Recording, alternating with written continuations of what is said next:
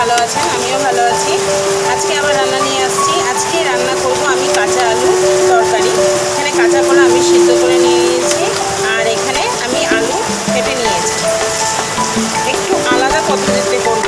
এর জন্য আমি এখানে মিষ্টি কুমড়া, কাঁচা কলা সিদ্ধ আর একটা আলু সিদ্ধ, এর সাথে আমি নিয়ে নিয়েছি লবণ, হলুদ, জিরা, আদা আর একটা কাঁচা লঙ্কা বাটা। এগুলো আমি একবারে এখন ভালো করে আগে মেখে নেব।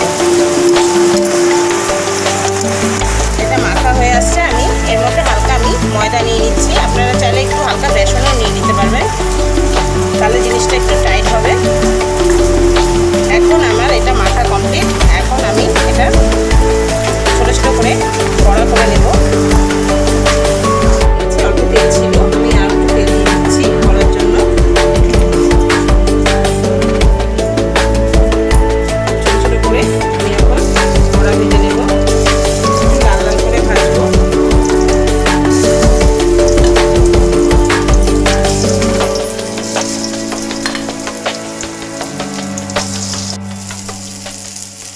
বড়াগুলো লাল লাল করে ভেজে নিয়েছি।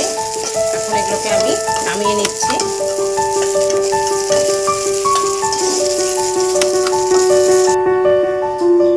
অল্প তেল দিয়ে দিচ্ছি।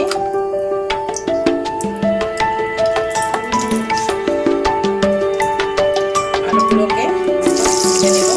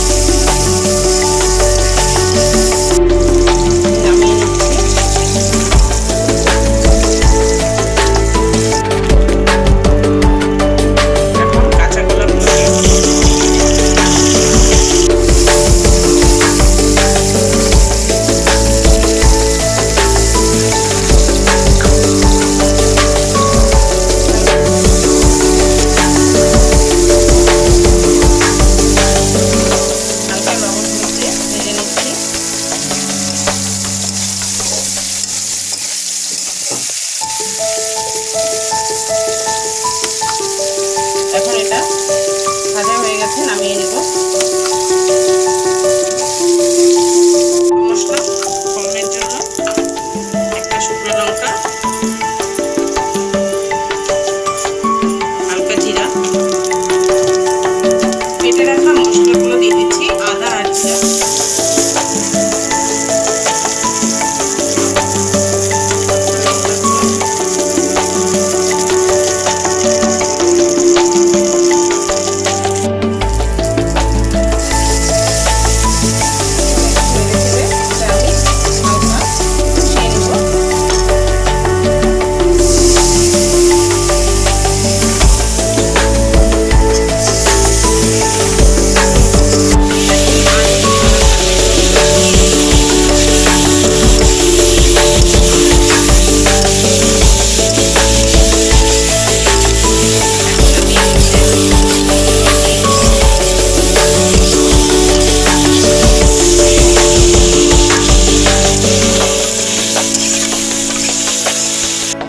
বড়াগুলোকে আমি ছেড়ে দিচ্ছি।